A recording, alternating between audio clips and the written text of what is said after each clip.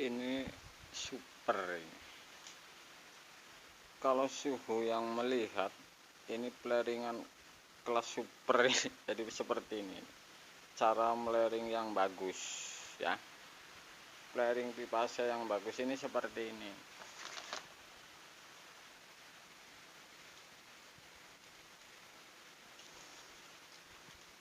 Bisa-bisanya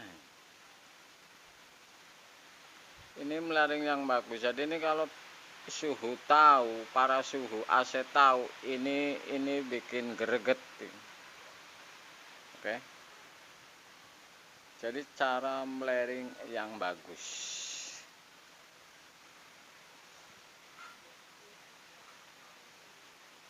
Ini seperti ini. Nyungsep